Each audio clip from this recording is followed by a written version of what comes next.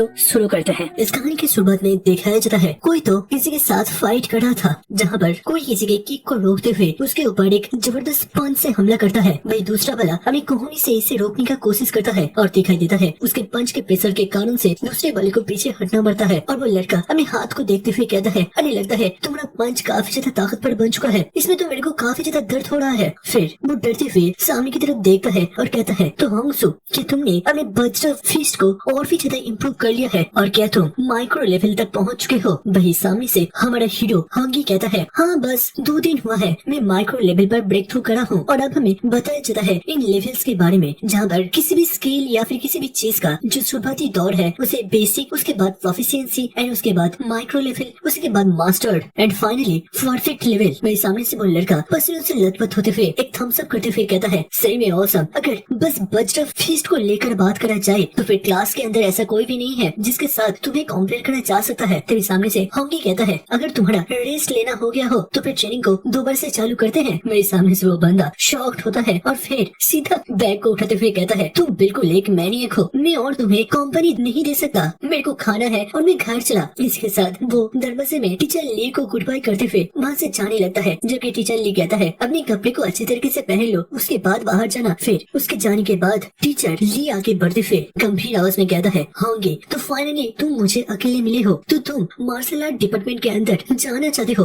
But तुमने अभी तक अपने पेमेंट को जमा नहीं करा है, जो कि करीबन 30,000 के आसपास है। अगर तुमने जल्दी इसे सबमिट नहीं किया तो फिर नेक्स्ट मंडे इसका आखिरी डेट है और उसके बाद एक क्लोज हो जाएगा नेक्स्ट साल के लिए। वही होंगी दूसरी तरफ देखते हुए परेशान होते हुए धीरे धीरे कहता है, टीचर कि मुझे और कुछ दिन नहीं मिल सकता? तभी टीचर कहता है, देखो मेरे को पता है तुम्हारा फैमिली स्ट्रगल कर रहा है और ये पैसे का अमाउंट तुम्हारे लिए काफी ज्यादा है, बट ये सब मेरे हाथ में नहीं है, मैं कुछ भी नहीं कर सकता, हमें रूल्स का पालन करना ही पड़ेगा। और ऐसे ही अब सीन शिफ्ट होता है कुछ टाइम के बाद, जब वो जिम को छोड़ते हुए एक बास्केटबॉल प्लेइंग ग्राउंड में आ गया था और अकेले अपने प्रैक्टिस को जारी रखता है। वो जोर जोर से हमें पंच को थ्रो कर रहा था और हाथ लेते हुए कहता है, 30,000 रुपया, सच में ये मेरे लिए एक बहुत ही बड़ा अमाउंट है। जब मैं बस 3 साल का था फिर उसी बीस्ट डिजास्टर के कारण से मैंने अपने पेरेंट्स लोगों को खोते हुए बिल्कुल अनाथ बन गया। उसके बाद से मेरे को मेरे अंकल और आंट ने पाला है और जब लोगों को पता चला कि मेरे पास मार्शल आर्ट का टैलेंट है, उन लोगों ने अपनी जी जान लगा दिया मेरे को सपोर्ट करने के लिए। जब इस दुनिया के अंदर हर तरफ बस फेडुसियस बीस्ट छाने लगे, तब मार्शल आर्टिस्ट लोगों का एरा दोबारा से शुरू हुआ और अभी के वक्त ये सबसे ज्यादा हाई इनकम करने वाला प्रोफेशन है। वो अपने आप को कोसते हुए कहता है, मैं मार्शल आर्ट का ट्रेनिंग करता हूँ जिससे कि मैं अपने अंकल आंटी के ऊपर से मेरे बोझ को उतार सकूं और उन लोगों को एक अच्छा लाइफ दे सकूं। बट हर एक दिन के साथ मैं उनके ऊपर और भी ज्यादा बोझ बनता जा रहा हूँ, वो भी बस मेरे इस मार्शल आर्ट के कारण से ही। कुछ दिन के बाद गहरी रात में सू अपने अपार्टमेंट में लौट आता है, जहाँ पर जब वो घर के अंदर एंटर करने ही वाला था, वो अचानक से घर के अंदर से सुन पाता है, हमारा घर का रेंट अभी बाकी है और इसमें हमें और थोड़ा सा पैसों का जरूरत है। तभी एक दूसरा आवाज आता है, देखो घर का रेंट हम लोग बाद में भी दे सकते हैं, इसके लिए मालिक से हम लोग थोड़ा बहुत दिन मांग लेंगे, बट होंगी का मार्शल स्कूल के अंदर रजिस्ट्रेशन फीस को हमें पहले जमा करना पड़ेगा, वो ज्यादा इम्पोर्टेंट है। देखो लिटिल होंगी का टैलेंट काफी ज्यादा अच्छा है, वो जरूर से फ्यूचर में कुछ न कुछ अच्छा करेगा, हम लोग उसके टांग नहीं खींच सकते। और दिखाई देता है आंटी कहती है, तो फिर मैं अपने मेडिसिन लेना बंद कर दूंगी, वैसे भी मेरा ये जो बीमारी है इसे अब ठीक करा नहीं जा सकता और इस चीज से हम लोग काफी सारे पैसे भी बचा पाएंगे। तभी अंकल कहता है, नहीं तुम्हें ये सब करने की जरूरत नहीं है, बल्कि मैं और एक जॉब को भी ज्वाइन कर लूंगा और ओवर टाइम काम करते हुए अपने पैसों का कोई न कोई बंदोबस्त जरूर से कर लूंगा, तुम बस घर के अंदर रेस्ट लो और अपने हेल्थ का केयर करो, तुम्हें बाकी चीजों को लेकर चिंता करने का जरूरत नहीं है। और कपिल के इन सारी बातों को सुनते हुए होंगे दरवाजे के साइड पर बिल्कुल फ्रीज होकर खड़ा हो जाता है, उसका दिमाग बिल्कुल ब्लैंक हो गया था, वो कुछ भी सोच नहीं पाता, कुछ बोल नहीं पाता। तभी अचानक से सिर को पकड़ते हुए अपने आप के इमोशन को कंट्रोल करने का कोशिश करता है और फिर घर पर एंटर करता है और अपने अंकल आंटी को हेलो कहता है। वही आंटी कहती है, अरे तुम कहाँ पर थे, तुमने तो आज आने में काफी ज्यादा रात कर दी है, शायद से तुमने बहुत ज्यादा ट्रेनिंग करा होगा है ना? वही आंटी अंकल के शरीर पर छोटे छोटे मेडिसिन के स्टिकर लगा रहे थे जिससे कि उसके शरीर का पेन दूर हो। वही होंग से देखते हुए कहता है, आंटी छोड़ दीजिए, मैं इसे करता हूँ, बट आंटी उसे मना करता है और सीधा अपने घर पर जाकर रेस्ट लेने के लिए कहता है, जिससे कि वो कल दोबारा से अपने आप को पूरी तरीके से रिकवर कर सके और दोबारा से अपनी ट्रेनिंग को बिना किसी दिक्कत से कर सके। वही अंकल भी होंगे को घर जाकर रेस्ट लेने के लिए कहता है और बाकी किसी भी चीज को लेकर फिक्र एंटर करने के लिए मना करता है। कुछ टाइम के बाद होंगी अपने घर पर एंटर करता है और अपने बेड पर सोते हुए मन ही मन सोचता है, अंकल आंटी आप लोगों ने मेरे लिए काफी ज्यादा सेक्रीफाइस करा है, बट अब वो वक्त आ चुका है जब मैं अपनी प्रॉब्लम को खुद सॉल्व करूं। मैं वो काफी ज्यादा फोकस होते हुए मन ही मन सोच रहा था कि किस तरीके से वो अपने मार्शल आर्ट का इस्तेमाल करते हुए बस कुछ दिनों के अंदर बहुत ज्यादा पैसा कमा सकता है। और तभी उसे एक जगह के बारे में याद आता है और उसे शिफ्ट होता है नेक्स्ट डे को, जहाँ पर एक बहुत ही ऊंची सी बिल्डिंग को दिखाया जाता है और उसके अंदर अंडरग्राउंड मार्शल एरिया था जहाँ पर ऑडियंस के अंदर लोग खचाखच भरे हुए थे। और तभी एना में एक ब्लॉन्डी हेयर वाली औरत माइक पकड़ते हुए कहती है, तो आज के दिन इस रिंग को डिफेंड करेगा मिस्टर मिनाटोर। और दिखाई देता है उसके साइड पर एक बुल के मास्क पहना हुआ लड़का खड़ा हुआ था। और मिनाटोर का मतलब भी है कि एक ऐसा जीव जिसका बॉडी इंसान का हो बट सिर बुल का। भाई दिखाई देता है इसके अंदर असल में और कोई नहीं बल्कि हमारा होंगी था। तभी अनाउंस होता है कि अगर वो 4 मैच तक इस रिंग को डोमिनेट करता है और अपने ओपोनेंट को हरा देता है तो फिर वो 60,000 रुपया सीधा आज अपने घर लेकर लौट सकता है। और अगर वो हार गया तो फिर एक सिक्का भी नहीं मिलेगा। और इस एरिना में एक बार आने के बाद जिंदगी और मौत कोई भी मतलब नहीं रखता। यहाँ पर बस 2 चीज है, जीतना या फिर हारना। मेरी ऑडियंस के अंदर सारे लोग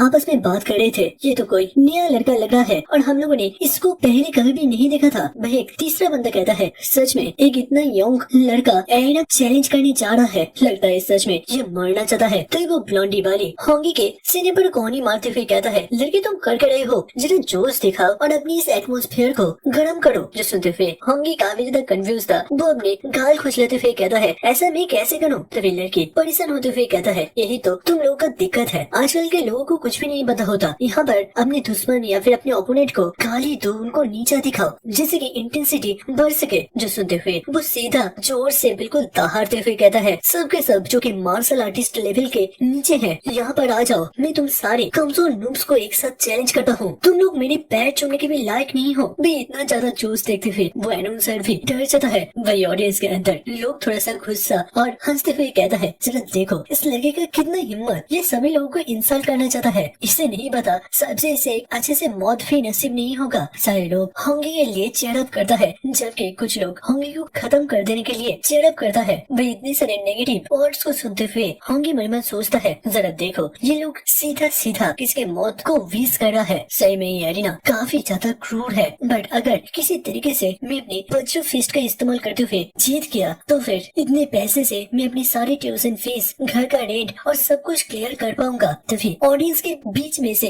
एक माउस वैन सीधा एरिना पर लैंड करता है। मैं होंगी मन में सोच रहा था इस लड़के का स्पीड काफी ज्यादा अच्छा है, बट अगर इसके पैरों को देखा जाए तो फिर ये काफी ज्यादा कमजोर लग रहे हैं। लगता है मैच में काफी इजीली जीत सकता हूँ। तभी मैच को स्टार्ट करा जाता है और वो माउस मैन सीधा अपने पंच को लेते हुए होंगी के फेस पर मारने के लिए आगे बढ़ा था, बट होंगी उसके हमले को डॉज करता है और अपना क्लॉ बनाते हुए फ्लोटिंग लाइट प्लम का हमला करता है जो कि बहुत ही ज्यादा ताकतवर था। और ये माउस मैन सीधा एरिना के बाहर जाकर गिरता है। इसके साथ अनाउंस करा जाता है कि इस मैच का विनर असल में मिनाटोर है, अर्थात यहाँ पर लोग के असली नामों को हाइड करा जा रहा था। और इसके बीच दोबारा से खुशफुसाहट और चेयर अप शुरू हो जाता है। तभी और एक ब्लॉन्डी हेयर वाला मास्क पहना हुआ लड़का एरिना पर आता है और वो गंभीर आवाज में कहता है, मानना पड़ेगा पिछले मैच में तुम काफी ज्यादा लकी निकल गए, बट इसी के साथ तुम्हारा ये लक खत्म होता है। इस बार तुम बिल्कुल हारने वाले हो। होंगी सीधा पीछे घूमते हुए उंगली से उसे आगे बढ़ने के लिए इशारा करता है और वो मन ही मन सोचता है, इस लड़के का फिजिक काफी ज्यादा अच्छा लग रहा है, बट मुझे नहीं लगता वो मेरे मैक्रो लेवल के वज्रपाम का सामना कर पाएगा। चलो एक बार आजमा के देखते हैं। इसके साथ वो ब्लॉन्डी हेयर वाला जब होंगी के ऊपर पंच मारने के लिए आगे बढ़ता है, होंगी भी एक स्टैंस लेते हुए अपने वज्रपाम को उसके पंच के साथ टकराता है और वो ब्लॉन्डी वाला तुरंत ही होंगी के पावर को देखते हुए काफी ज्यादा हैरान होता है। और इसी शौक का फायदा लेते हुए होंगी सीधा अपने दूसरे हाथ से और एक पंच सीधा उसके फेस पर लैंड करता है और फिर अंदर ही अंदर एक स्माइल देते हुए मनी मन कहता है, ये अपने पूरे ताकत को बस शरीर के ऊपरी हिस्से पर फोकस कर रहा है, जिसके कारण से उसका मिडिल वाला हिस्सा बिल्कुल डिफेंसलेस हो जाता है। इसके साथ वो एक जबरदस्त केक सीधा ब्लॉन्डी वाले के मिडिल से टकराता है और वो भी सीधा एरिना के बाहर चक्कर गिरता है। और इसके साथ ये मैच भी खत्म और वो अनाउंस करने वाली लड़की खुश होते हुए कहती है, तो फिर दूसरा मैच का भी विनर मिनाटोर है। तभी दिखाई देता है ओवर व्यूइंग बॉक्स से कोई तो इस मैच को देख रहा था और दिखाई देता है वो रूम बहुत ही ज्यादा लग्जरियस था और एक मिड एज आदमी कोट पैंट पहने हुए गंभीर आवाज में के कहता है, जरा देखो इस लड़के को, ये तो क्वासी मार्शल आर्टिस्ट भी नहीं है,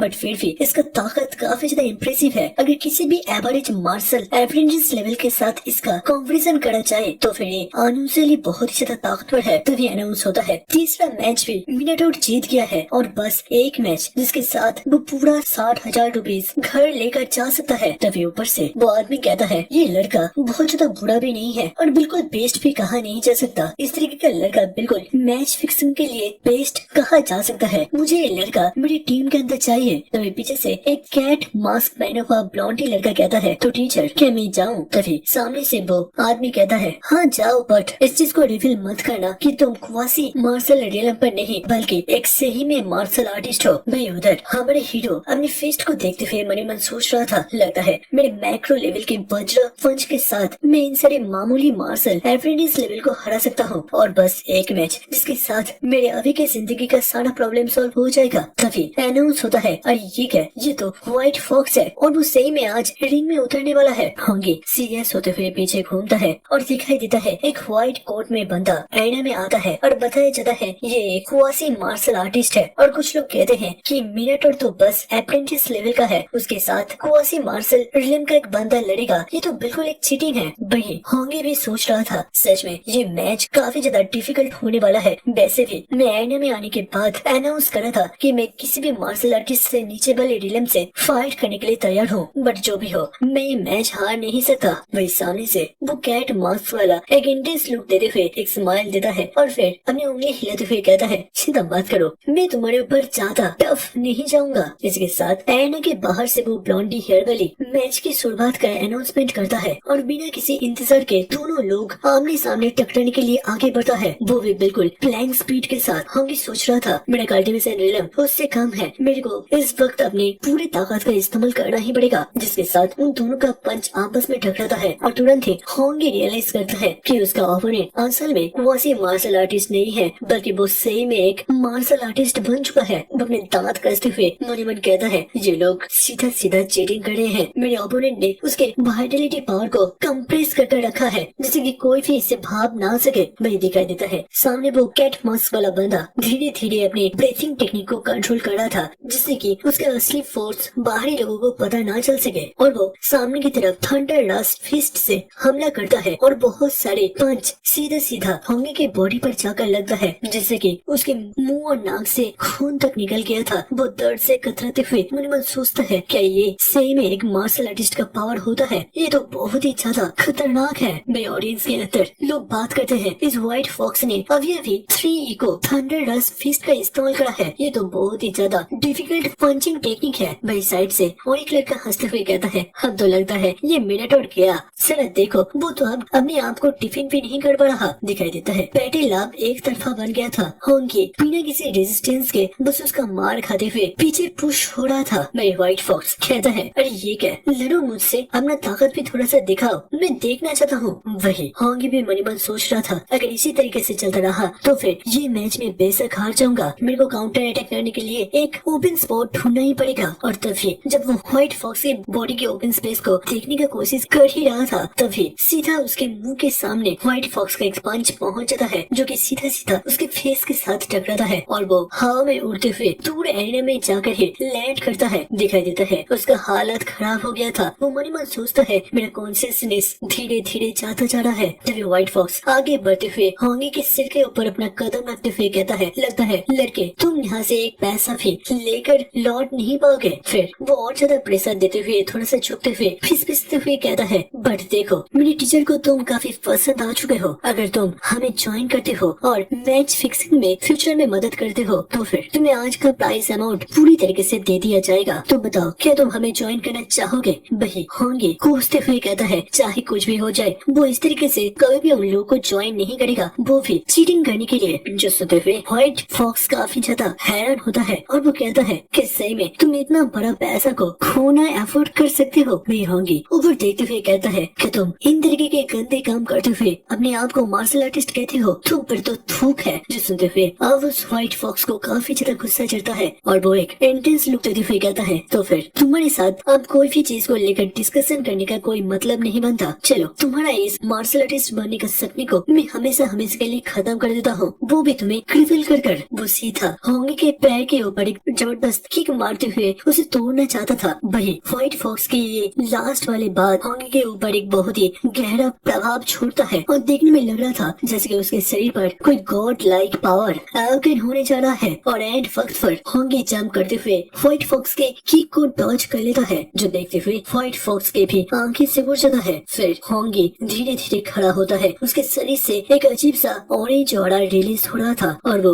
बिल्कुल कबड्डी कबड्डी की तरह बोल रहा था, मैं हार नहीं सकता, मैं हार नहीं सकता। और बस इसी वर्ड को वो बार बार रिपीट करता जा ही रहा था। मैं दूसरी तरफ व्हाइट फॉक्स हैरान था कि उसके इतने सारे थंडरडस्ट फिस्ट के पंच खाने के बावजूद कोई किस तरीके से खड़ा हो सकता है। वही होंगी मन में सोच रहा था, मेरे अंकल और आंटी ने मेरे लिए बहुत ज्यादा सेक्रीफाइस करा है, वो भी बहुत सालों तक। मैं उनके इतने सारे बलिदानों को इस तरीके से जाया होने नहीं दे सकता। और मेरा एक ट्रिपल शरीर और एक अंधेरा फ्यूचर, नहीं नहीं, मैं इस फ्यूचर के बारे में कभी भी सोचना भी नहीं चाहता। और उसी पल अचानक से उसके सामने एक ब्लू कलर का फ्लोटिंग स्किन एपियर होता है और आंखों में चोट लगने के कारण से उसे वो धुंधला दिख रहा था। जहाँ पर उससे एक सवाल पूछा जाता है कि तुम अपने फ्यूचर के गोल तक पहुँचने के लिए किस चीज को सैक्रिफाइस करने के लिए तैयार हो। होंगी बिल्कुल एक डेविलिश लुक देते हुए एकदम से कहता है, सब कुछ। तभी उसके पूरे शरीर से बहुत ही तेज red aura energy yellow thunder के साथ स्पार्क करते हुए बहने लगता है और एक दूसरा नोटिफिकेशन चमकता है, क्या तुम इसके प्राइस को देने के लिए तैयार हो। होंगी बिना सोचे समझे हाँ में जवाब देता है और तुरंत ही उसके पैर के आसपास से स्पेस और रियलिटी टूटने लगता है। वो जैसे कि एक दूसरे ही दुनिया पर एंटर करने जा रहा था और तुरंत ही वो बिल्कुल अपने आप को एक एंशिएंट जगह पर पाता है। वो आसपास देखता है और उसको इस जगह के बारे में कुछ भी पता नहीं चलता।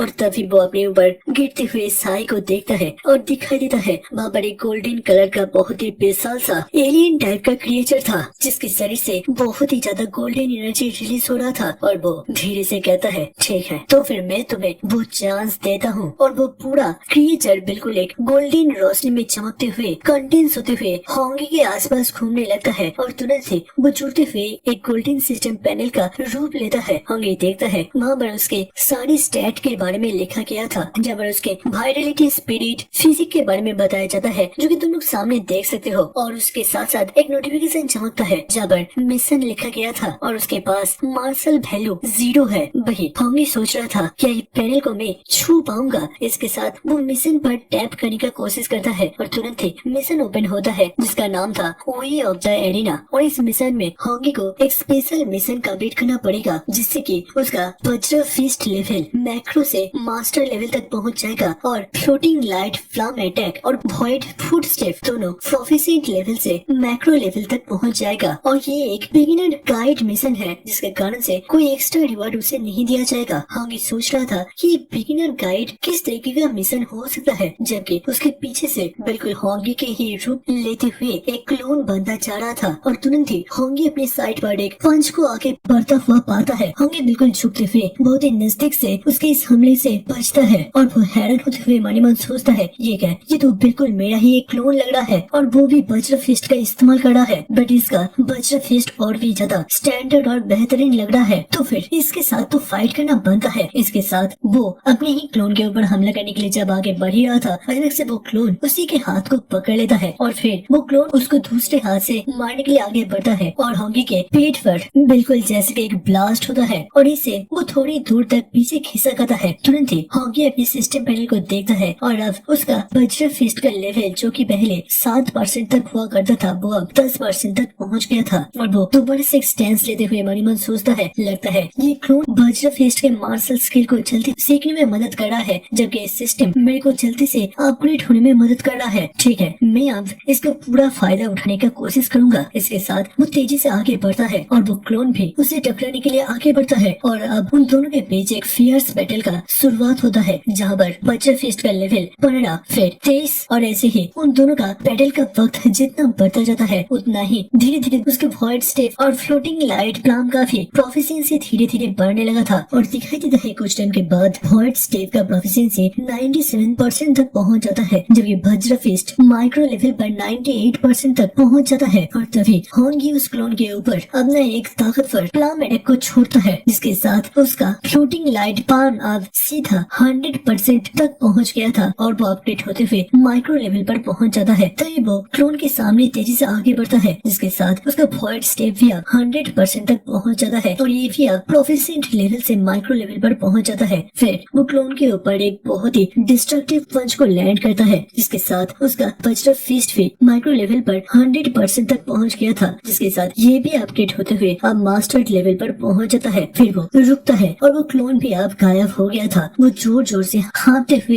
एक स्माइल देता है और अपने सिस्टम को धन्यवाद कहता है। तभी नोटिफिकेशन आता है, ये मिशन कंप्लीट हुआ, यूजर क्या अब रियल एरिना की दुनिया पर लौटना चाहता है? होंगी हाँ में जवाब देता है, जिसके साथ सीन दोबारा से शिफ्ट होता है एरिना पर, जहाँ बस समय जैसे कि बिल्कुल थम सा गया था। बट तभी अचानक से वो व्हाइट फॉक्स मास्क वाला बंदा एक स्टैंस लेते हुए कहता है, तुम अपने आप को कुछ ज्यादा ही बड़ा तीसमान खान सोच रहे हो, चलो मेरे इस पंच का सामना करके दिखाओ। इसके साथ वो दोबारा से अपने थंडर रस फिस्ट से होंगी के ऊपर हमला करने का कोशिश करता है, बट इस पर होंगी अपने वॉइड स्टेप का इस्तेमाल करते हुए उनको डॉज करने का कोशिश करता है और धीरे से कहता है, काफी ज्यादा स्लो हो तुम, तो जरा इसे संभल के दिखाओ। इसके साथ वो अपने वज्र फिस्ट से उसके ऊपर एक पंच को लॉन्च करता है और इस बार वो व्हाइट फॉक्स अपना बचाव नहीं कर पाता और उसका फेस सीधा इस पंच से टकराता है, जिससे कि उसका मास्क टूट जाता है। मैं होंगी एक इंडियन लुक देते हुए कहता है और इसके साथ तुम्हारा खेल यहीं पर खत्म होता है। वही ऑडियंस के अंदर भी सारे लोगों का मुंह खुला का खुला रह जाता है। वही होंगे मास्क पहनते हुए एक इंटेंस लुक देते हुए कहता है, तो फिर ये मैच यहीं पर खत्म होता है। वही अनाउंसर, तुम कर क्या रहे हो? मैं जीत गया ना, तो फिर मेरे को प्राइज का पैसा दे दो। वही अनाउंसर भी काफी ज्यादा हैरान था, वो धीरे धीरे हाँ हाँ कहता है और फिर अनाउंस करते हुए कहता है कि इस रिंग मैच का विनर है मिनाटोर और उसे 60,000 रुपीज का ग्रैंड प्राइज दिया जाता है। वही ऊपर के VIP बॉक्स से वही बंदा अपने ड्रिंक को पकड़ते हुए गंभीर आवाज में कहता है, बस से अप्रेंटिस लेवल का रुकी वज्र फिस्ट को मास्टर लेवल पर इस्तेमाल कर रहा है, ऐसा कैसे हो सकता है? कुछ लोग तो मार्शल आर्टिस्ट बनने के बाद भी इस स्किल को मास्टर नहीं कर पाते। लगता है इस लड़के के साथ कुछ न कुछ गलत तो जरूर से है। वो अपनी साइड पर दोनों बॉडीगार्ड की तरफ देखते हुए कहता है, जरा इसके ऊपर नजर बनाए रखना और इसको लेकर इन्वेस्टिगेट करो और इसके असली आइडेंटिटी को बाहर निकल कर मेरे को बताओ। वही पीछे से दोनों ऑफिसर सिर झुकाते हुए हाँ में जवाब देता है। वैसे शिफ्ट होता है कुछ टाइम के बाद, जहाँ पर होंगे रात में शहर में फुटपाथ से चलते हुए लौट रहा था। तभी वो अचानक से अपने पीछे के गली में किसी के साय को देख पाता है और वो समझ पाता है कि कोई ना कोई उसको फॉलो जरूर से कर रहा है और दिखाई देता है वहाँ पर दो लोग थे जो कि होंगी को फॉलो कर रहे थे। वही होंगी बिल्कुल उनके सामने से जैसे कि गायब सा हो जाता है। वो लोग परेशान होते हुए जल्दी से आगे बढ़ता है और आसपास देखने लगता है। एक आदमी परेशान होते हुए कहता है, ये लड़का अचानक से गया तो क्या कहाँ पर? भाई दूसरा बंदा कहता है, जल्दी से जल्दी उसे ढूंढो, बॉस ने ऑर्डर दे दिया है, हम लोगों को किसी भी हालत में उसके असली आइडेंटिटी को जानना पड़ेगा। भाई दिखाई देता है होंगी तो असल में उसी गली के ऊपर बिल्कुल बैलेंस करते हुए लटक रहा था और वो मन मन कहता है, तो तुम लोग मेरे को ट्रैक करने का कोशिश कर रहे थे, इंटरेस्टिंग। शिफ्ट होता है 1 घंटे के बाद और होंगी दोबारा से अपने अपार्टमेंट पर लौट आ गया था। वही कुछ टाइम के बाद उसके अंकल और आंट इतने सारे पैसों को देखते हुए पूरी तरीके से शॉक्ड हो जाता है। अंकल हैरान होते हुए कहता है, छोटी होंगी क्या तुमने कोई बैंक को लूट लिया है? इतना पैसा तुम्हें मिला तो मिला कहाँ पर? वही होंगी स्टोरी बनाते हुए उन्हें समझाता है कि वो जब मार्शल आर्ट हॉल या फिर डोजो के अंदर प्रैक्टिस कर रहा था, तभी टीचर को उसका टैलेंट काफी ज्यादा पसंद आ गया और उन लोगों ने फैसला किया है कि वो होंगी के सारे एजुकेशन और मटेरियल्स को स्पॉन्सर करेंगे। और अंकल को शक होता है और वो पूछता है, बट तुमने तो पहले कहा था कि ये डोजो बहुत ही ज्यादा स्ट्रिक्ट है पैसों को लेकर। भाई होंगी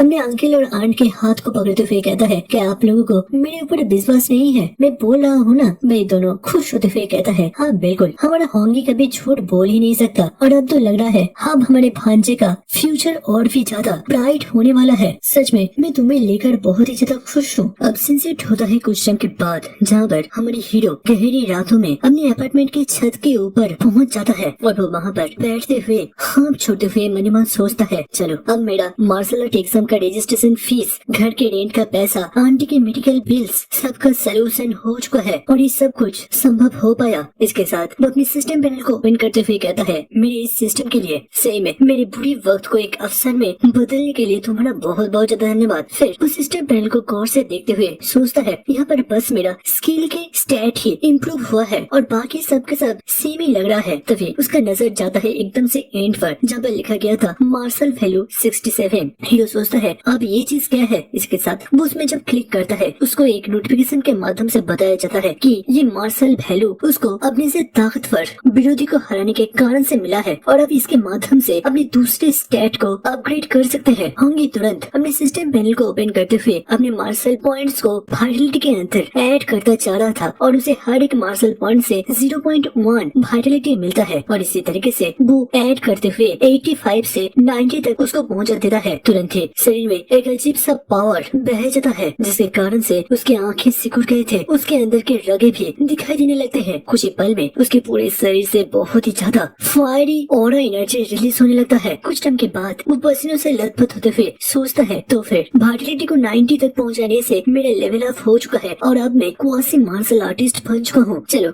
मेरे बाकी के पॉइंट्स को भी इस वाइटलिटी के साथ जोड़ देते हैं और बस बोलने के साथ ही वो इसे ऐड भी करने लगता है। कुछ टाइम के बाद वो अपने शरीर को देखता है, उस फाइटिंग एरिना पर हुए गए सारे इंजरीज अब उसका हील हो चुका था और वो अपने शरीर को देखते हुए काफी ज्यादा हैरान होता है कि उसका शरीर अब और भी ज्यादा रिप्ड और मस्कुलर बन चुका है और उसको लग रहा था उसके पूरे शरीर के अंदर जिसकी एंडलेस पावर बह रहा था और वो फैसला करता है अपनी इस ताकत को जांचने का। दूसरे सीन पर दिखाई देता है वो बिल्डिंग के छत के ऊपर से जंप करते हुए तेजी से आगे बढ़ रहा था, उसकी आंखें ग्लो कर रहे थे और वो एक मुस्कुराहट देते हुए सोचता है मैं अब सीधा अपने स्कूल ग्राउंड के कॉम्बैट पावर टेस्टर के पास जाऊंगा जिससे कि मेरे को पता चल सके मेरा पावर कितना बढ़ पाया है। कुछ टाइम के बाद star city number 1 high school के ड्रिल ग्राउंड पर पहुंच जाता है और उसके सामने एक मशीन था, इसका नाम है टायर 1 कॉम्बैट पावर टेस्टर। तुरंत ही होंगी उसके सामने खड़ा होते हुए एक स्टैंस लेता है, उसके पूरे शरीर से रेड ऑरा रिलीज हो रहा था और वो मन ही मन सोचता है चलो पहली बार में मैं अपने 70% पावर का इस्तेमाल करूंगा, चलो देखते हैं इसका क्या रिजल्ट निकलता है। तुरंत ही वो बहुत ही हाइपर स्पीड के साथ अपने पंच को लॉन्च करता है, उसके आंखें ग्लो कर रहे थे और उस जगह पर एक जबरदस्त फोर्स एनर्जी रिलीज होता है। उसका पंच का स्पीड इतना ज्यादा था कि वहाँ पर एक ऑरेंज भीम बन जाता है। बट दूसरे सीन पर होंगी का चेहरा लटक जाता है, उसके सिर से पसीना गिरने लगा था, बिल्कुल पानी की तरह दिखाई देता है। होंगी का हाथ उस मशीन के प्लेट को भेदते हुए अंदर चला गया था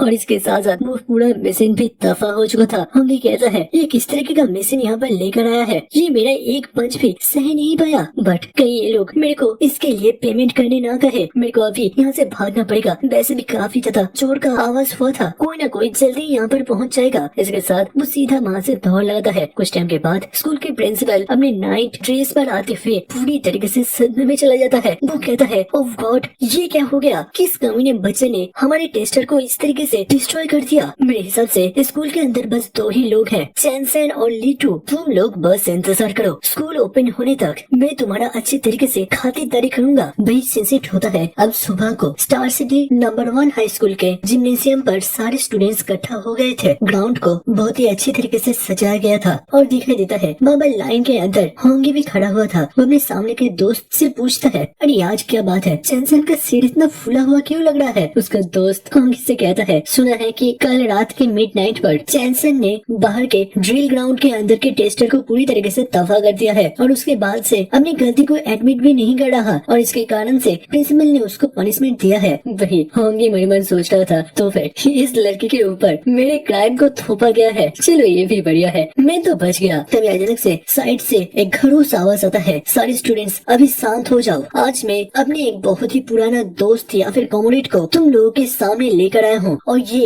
एक 3rd टायर के मार्शल आर्टिस्ट है चिंटियान और आज ये तुम्हें सिखाएगा सी रैंक के एक बहुत ही ताकतवर मार्शल आर्ट स्किल जिसका नाम है थंडर रस फिस्ट। तो फिर सारे लोग इनकी बातों के ऊपर गौर फरमाओ। सारे स्टूडेंट्स वहाँ आपस में बात करने लगते हैं, क्या ये आदमी एक 3rd टायर के मार्शल आर्टिस्ट है, ये तो बहुत ही ज्यादा रेयर है। वही कुछ लोग और बात कर रहे थे कि अगर बाहर किसी डोजो के अंदर अगर वो लोग सी रैंक के कोई मार्शल आर्ट के स्किल को सीखना चाहे तो फिर उसे लाखों रुपया ट्यूशन में इन्वेस्ट करना पड़ेगा। दूसरी तरफ होंगी मनीमन सोच रहा था वो व्हाइट फॉक्स मास्क वाला भी इसी स्किल का इस्तेमाल करते हुए मेरे साथ कल फाइट लड़ रहा था जहाँ पर उसके हर एक पंच का 3 पंचों के साथ इम्पैक्ट होता था। चाहे कुछ भी हो जाए मैं इस टेक्निक को इग्नोर तो बिल्कुल भी नहीं कर सकता। वो मनीमन सोचता है इस दुनिया के अंदर टोटल में एफ से लेकर ए उसके बाद एस डबल एस और ट्रिपल एस रैंक तक का भी लेवल के अंदर डिवाइडेड है जहाँ पर हर एक लेवल को अपडेट करने के साथ और भी ज्यादा रिसोर्स का जरूरत पड़ता है और ऐसे ही चलते फिरते कोई इतना अच्छा अपॉर्चुनिटी शायद मेरे को मिलेगा। उसी पल वो आदमी आगे बढ़ते हुए माइक में सारे लोगों को कहता है तो स्टूडेंट्स मैं अब इस टेक्निक को तुम लोगों को 10 बार दिखाने वाला हूँ और इसी के अंदर तुम लोग कितना सीख पाते हो वो कम्प्लीटली तुम्हारे ऊपर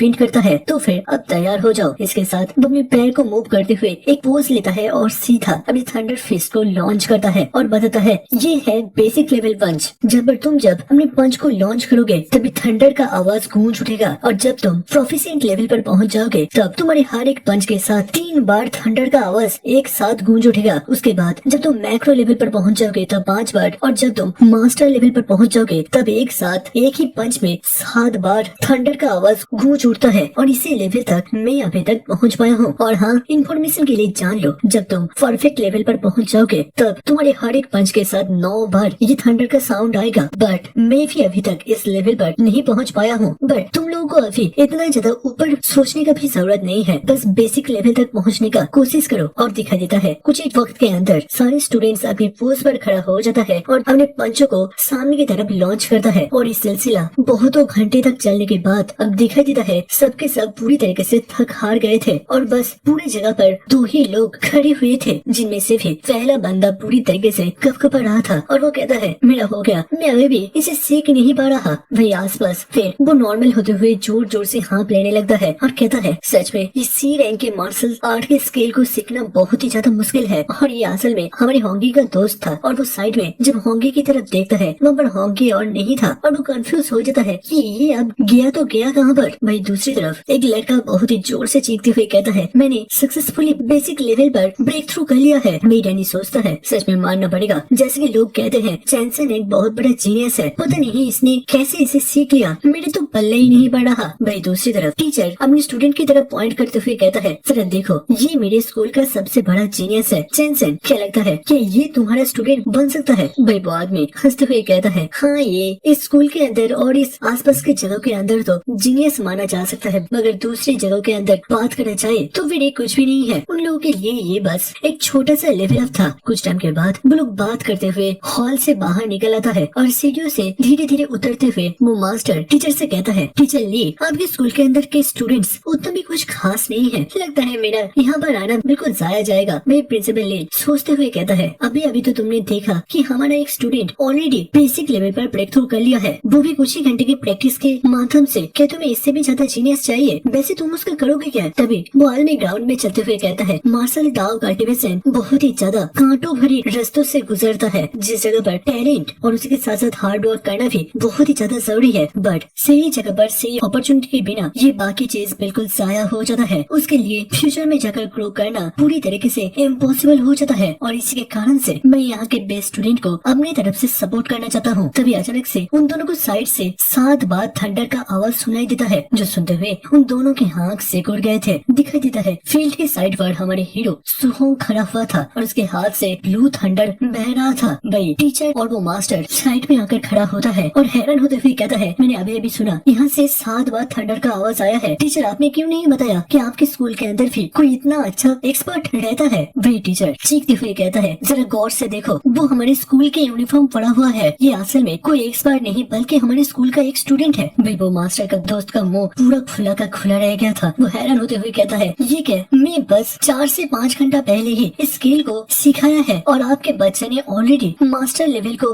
एक्वायर कर लिया है, ऐसा कैसे हो सकता है? और तभी होंगी के सामने की तरफ एक थंडर पंच को लॉन्च करता है और इस पर भी थंडर का आवाज गूंज उठता है। तभी टीचर हैरान होते हुए कहता है बट मैंने अभी अभी सुना कि यहाँ पर 9 बार नहीं बल्कि 8 बार साउंड आया था। चैन भाई कुछ तो बोलो। वे चैन का तो पूरा शरीर ही कपकपा रहा था और अचानक से उसके चेहरे पर एक स्माइल खिल जाता है और वो खुश होते हुए कहता है हाँ हाँ मैं समझ गया, यही चीज तो मेरे को पता करना था। इसके साथ वो अपने हाथ पर थंडर एनर्जी को एक्टिव करता है और एक येलो कलर का थंडर उसके हाथ के आसपास बहने लगता है, जिसके साथ वो सामने की तरफ अपने थंडर फेस्ट को लॉन्च करता है और इस बार इनके भी पंच से 8 बार थंडर का आवाज गूंज उठता है। वही पीछे से प्रिंसिपल हैरान होते हुए कहता है ये क्या था, अब यहाँ पर 8 बार साउंड क्यों आ रहा है? भाई चैन क्या तुमने सच में ब्रेक थ्रू कर लिया है? वो आदमी खुश होते हुए अपने पंच को देखते हुए कहता है हाँ, और ये सब कुछ संभव हो पाया आपके लड़के की इंस्पिरेशन के कारण से, नहीं तो मेरे को नहीं लगता मैं अपनी जिंदगी भर कभी अपने आप को और ब्रेक थ्रू दिला पाता। बट दूसरे सीन पर वो आदमी तेजी से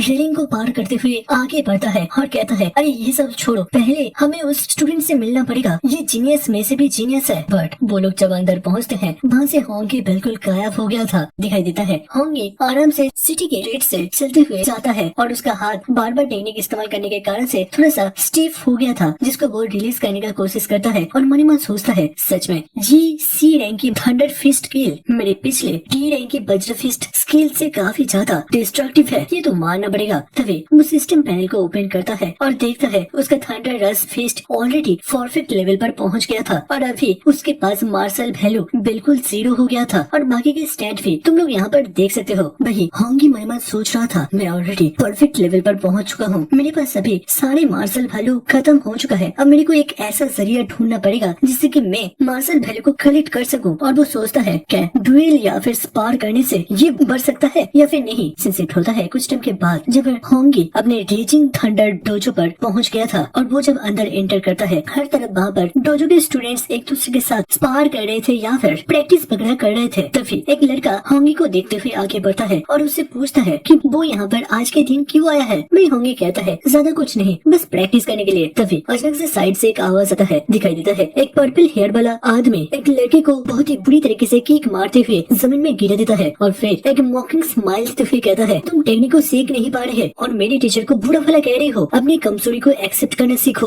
और जानो कि तुम्हारा स्किल बेकार है जिसके कारण से तुम इसे सीख नहीं पा रहे। होंगी इस अजीब सी सिचुएशन को देखते हुए उसके दोस्त को इसके बारे में पूछता है तभी वो लड़का फिसफिसाते हुए कहता है तुम यहाँ पर सुबह के वक्त कल से नहीं आए, इसके कारण से तुम्हें इसके बारे में नहीं पता। एक नया टीचर आया है जो कि बहुत ही ज्यादा ताकतवर है बट वो आम लोगों को और स्टूडेंट्स को बहुत ही ज्यादा नीचे नजरों से देखता है और वो ज्यादा अच्छे तरीके से हम लोगों को सिखाता भी नहीं है। और ये रहा उसका डिसाइपल जिसका नाम ली यान है और ये भी बहुत ही ज्यादा ताकतवर है दिखाई देता है। वो लड़का ली अपने पंच को आगे बढ़ाते हुए कहता है तुम्हारे जैसे कमजोर पिद्दी अब मेरे को चैलेंज करेगा, अब इसे खाओ। भाई जब उसका पंच टकराने ही वाला था तभी अचानक से उसके हाथ को कोई पकड़ लेता है, ये असल में होंगी था और वो धीरे से कहता है भाई इसी जगह पर रुक जाओ, इतने में ज्यादा बुली करना अच्छी बात नहीं है। जो देखते हुए ली को काफी ज्यादा गुस्सा आता है और कहता है लड़के तुम हो कौन, लगता है तुम्हें काफी ज्यादा चर्बी चढ़ा है, तुम मेरे को रोक रहे हो, चलो अरीना पर हम लोग दो हाथ करते हैं। वही होंगी सीधा जाने के लिए तैयार हो जाता है और उसी वक्त उनके पीछे से एक साया आगे बढ़ा था जो कि तुरंत चीखते हुए कहता है यहाँ पर इतना ज्यादा शोरगुल क्यों चल रहा है, क्लास का वक्त हो चुका है, सारे लोग खामोश होकर खड़े हो जाओ। ली पीछे घूमते हुए कहता है लगता है लड़के तुम इस पर लकी निकल गए और मेरे हाथ से बच गए और वो घूमते हुए अपने टीचर के पास आने लगता है। वही होंगी को तुरंत ही समझ में आ जाता है कि टीचर और उसका लड़का सच में बहुत ही ज्यादा एरोगेंट है बट इससे उसको क्या ही फर्क पड़ता था। तभी वो टीचर एक स्पीयर को पकड़ते हुए कहता है आज मेरा आखिरी दिन है और मैं आज सबसे ज्यादा बेहतरीन टेक्निक को सिखाने वाला हूँ जिसका नाम है रेजिंग सी स्पीयर टेक्निक। और पिछले बार के सारे रूल्स की तरह ही इस पर भी बस एक और एक लौता रूल है, मैं इस टेक्निक को बस एक बार परफॉर्म करूंगा तो गौर से देखना और जितना हो सके इससे सीखने का कोशिश करना। वो अपनी स्पीयर के साथ एक स्टैंस लेते हुए खड़ा हो जाता है और मनी मन सोचता है यहाँ पर मेरे को फ्री में सिखाने के लिए कहा गया है तो पर मैं क्यों ही इन सब में अपने दिमाग लगाऊं और मेरे एक बार के दिखाने से मुझे नहीं लगता यहाँ पर कोई भी इस टेक्निक को सीख सकता है, तो मैं चलो इसे करते हैं। वही साइड में होंगे उसके टेक्निक को बहुत ही गौर से देख रहा था और उसका आंख बिल्कुल फोकस था। तभी टेक्निक खत्म होता है और उसके साथ साथ स्पीयर भी जमीन में गिर जाता है। वो टीचर अपने स्टूडेंट के साथ घर के अंदर जाते हुए कहता है ठीक है अब तुम लोग कितना सीख पाए वो पूरी तरीके से तुम्हारे ऊपर डिपेंड करता है, मैं चला। इसी के साथ दरवाजा बंद हो जाता है और वो लोग चले जाते हैं जबकि सारे स्टूडेंट्स गुस्सा होते हुए कहता है क्या बस हो गया,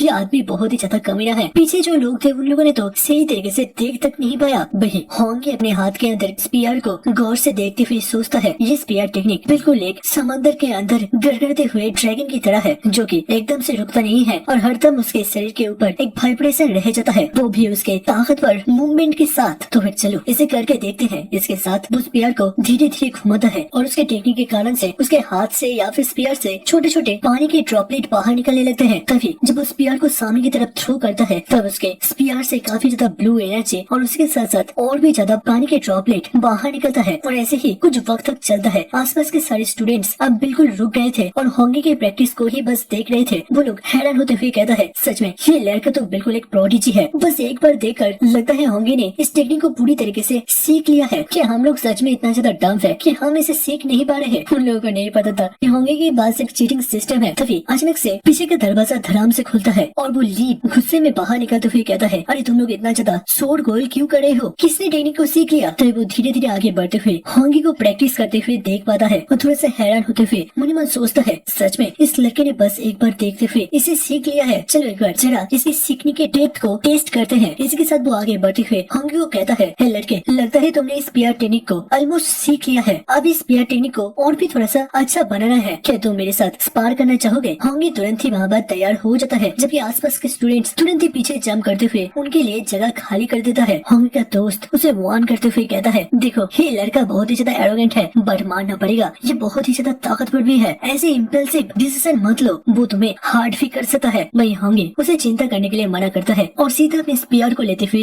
एक फाइटिंग पोस्टर पर खड़ा होते हुए कहता है, प्लीज सीनियर मुझे गाइड करिए। तो वो पर्पल हेयर वाला अपने स्पीयर को घुमाते हुए कहता है, लड़के गौर से देखो, रेजिंग सी स्पीयर टेक्निक मैक्रो लेवल। वही हीरो एक लंबी सी सांस लेते हुए कहता है, रेजिंग सी स्पीयर टेक्निक प्रोफिशिएंट लेवल। इसके साथ उसके स्पीयर के आसपास और भी ज्यादा पानी का लहर बहने लगता है और यही चीज हमारी स्टोरी के जो मेन पोस्टर में भी दिखाया गया था। लगता है अब इसका शुरुआत हो चुका है। वही ली अपने दांत कसते हुए मन में सोचता है, क्या ये लड़का ऑलरेडी प्रोफिशिएंट लेवल पर भी पहुंच चुका है? ऐसा कैसे हो सकता है? और उन दोनों के स्पीयर आपस में क्लैश करता है। बिबो पर्पल हेयर वाला भी मन में सोच रहा था, ये लड़का अभी तक एक मार्शल आर्टिस्ट भी नहीं बना है, तो फिर ये इतना जल्दी प्रोफिशिएंट लेवल पर कैसे पहुंच सकता है? तभी अचानक से हमारे हीरो की आंख गोल्डन रोशनी से ग्लो कर उठता है और दूसरे ही पल वो अपने स्पीयर को जोर से घुमाता है और उस पर्पल हेयर वाले के हाथ से उसका स्पीयर छोड़कर पीछे गिर जाता है। तभी हीरो को एक नोटिफिकेशन आता है जहाँ पर बताया गया था कि एक मार्शल आर्टिस्ट को हराने के लिए उसे 35 मार्शल वैल्यू दिया जाता है, जिसे देखते हुए होंगी हैरान होते हुए सोचता है, जरा देखो, लगता है नॉर्मल स्पार से ही मुझे ये पॉइंट्स मिल सकता है, तो फिर मैं इसी का इस्तेमाल करते हुए फ्यूचर में और भी बहुत सारे स्पार लेने का कोशिश करूंगा। भाई दूसरी तरफ वो पर्पल हेयर वाला तो घुटने के बल बैठ गया था। वो अंदर से पूरी तरीके से टूटते हुए कहता है, ये पूरी तरीके से इम्पॉसिबल है, ऐसा कैसे हो सकता है? मैंने कितने सालों की मेहनत के बाद फाइनली इस टेक्निक को सीखा था और इसने बस कुछ ही पल के अंदर प्रोफिशिएंट लेवल पर ब्रेक थ्रू कर लिया है। उसके आंख से गुड़ जाता है, उसके चेहरे से पसीना गिरने लगता है। फिर वो तेजी से गुस्से में अपने पंच को लेते हुए आगे बढ़ता है और चीखते हुए कहता है, तो फिर मैंने इतने सालों से मेहनत क्यों किया? इन सब का क्या मतलब है? तभी उसका पंच अब होंगी से टकराने ही वाला था, तभी अचानक से कोई बहुत ही गंभीर आवाज में कहता है, उसी जगह पर रुक जाओ। दिखाई देता है उसका मास्टर वहाँ पर पहुँच गया था और वो पास आते हुए अपने स्टूडेंट को एक तमाचा दे मारता है और गुस्से में कहता है, अगर तुम अपने फेलियर को एक्सेप्ट नहीं कर सकते तो फिर तुम कैसे एक मार्शल आर्टिस्ट बनोगे? वो पर्पल हेयर वाला पूरी तरीके से सदमे में चला जाता है। उसको ये सिचुएशन पहले ही नहीं पड़ रहा था। भाई दूसरी तरफ वो टीचर अपने स्टूडेंट के गिरे हुए स्पीयर को देखते हुए मन ही मन सोचता है, मैंने बस यहाँ पर एक बार अपने टेक्निक को डेमोन्स्ट्रेट करा था और इसी से इस लड़के ने रेजिंग सी स्पीयर टेक्निक को प्रोफिशिएंट लेवल पर सीख लिया है। यहाँ तक कि एम्परियल कैपिटल के मैजिक सिटी के अंदर भी कोई इतना बड़ा जीनियस को कभी भी देखा नहीं गया। फिर वो अपने स्टूडेंट को झुकाते हुए होंगी से कहता है, लगता है मैंने अपने डिसिपल को अच्छी तरीके से डिसिप्लिन नहीं सिखाया है, जिसके कारण से वो इस तरीके के अनप्रोफेशनल बिहेवियर दिखा रहा था, प्लीज उसे माफ कर दीजिए। और वो मन ही मन सोच रहा था, इन तरीके के जीनियस से अगर मेरा डिसिपल हार भी जाता है तो फिर कोई भी शर्म की बात नहीं है, बल्कि इससे मेरा डिसिपल और भी ज्यादा हम्बल बनेगा और फ्यूचर में जाकर वो और भी ज्यादा ग्रो कर पाएगा। मेरी दूसरी तरफ होंगी मन ही मन सोच रहा था, जरा देखो इन बेशरम लोगों को, इन लोगों ने कितना जल्दी अपना चेहरा बदल लिया। फिर कुछ टाइम के बाद डोजो से बाहर निकलते हुए शहर के साइड रोड से धीरे धीरे चलते हुए आगे बढ़ रहा था और वो अपने सिस्टम पैनल को देखते हुए सोचता है, आज सच में मैंने बहुत ज्यादा मेहनत करा है। बस यहाँ पर मैंने एक ही दिन पर दो बहुत ही अच्छे स्किल थंडर रस फिस्ट और रेजिंग सी स्पीयर टेक्निक को सीखा है। उसके साथ साथ मुझे अच्छा खासा मार्शल वैल्यू भी मिल चुका है। फिर वो सोचता है, अब से कुछ दिन के बाद उसके star city number 1 high school के अंदर एक एग्जाम होने वाला है, जहाँ पर अमीर स्टूडेंट्स लोग बहुत ही अच्छे खासे एलॉय से बने हुए वेपन्स का इस्तेमाल करेगा। लगता है मेरे को भी एग्जाम से पहले एक अच्छा सा मटेरियल से बना हुआ वेपन को कलेक्ट करना पड़ेगा। फिर वो अपने हाथ को क्लेंच करते हुए उस डोजो के अंदर पकड़े गए स्पीयर को इमेजिन करता है और कहता है, वो स्पीयर मेरे मूवमेंट के साथ बहुत ही अच्छी तरीके से सूट कर रहा था। बट फिर वो अपने बैंक अकाउंट देखता है जहाँ पर 69,800 रुपीज पड़ा हुआ था और वो सोचता है, इस पैसे के साथ मैं अपने आंट को भी अच्छी तरीके से ट्रीटमेंट नहीं दे सकता, क्या मुझे सही में एक वेपन खरीदना भी चाहिए। फिर वो धीरे धीरे चलते हुए सोचता है, मेरे को किसी और एक जरिया को ढूंढना पड़ेगा जहाँ से मैं जल्दी से पैसा कमा सकूं। तो फिर अचानक से वो जब एक स्टोर को पार करते हुए जा रहा था, तभी उसके टीवी पर अनाउंस होता है कि स्टार सिटी वाइल्डनेस एरिया पर फेरोसियस बीस्ट का नंबर्स दिन प्रतिदिन बढ़ता ही जा रहा है, जिसके कारण से सिटी लॉर्ड ने आसपास के सारे मार्शल आर्टिस्ट को एक साथ बुलाया है इन सारे बीस्ट का शिकार करने के लिए और बताया जा रहा है इसका रिवार्ड बहुत ही अच्छा खासा होगा। ये सब कुछ सुनते हुए होंगी के आंख चमक उठता है और वो फैसला कर लेता है कि उसे इसी जगह पर जाना है। शिफ्ट होता है दोबारा से होंगी के अपार्टमेंट पर, जहाँ पर उसका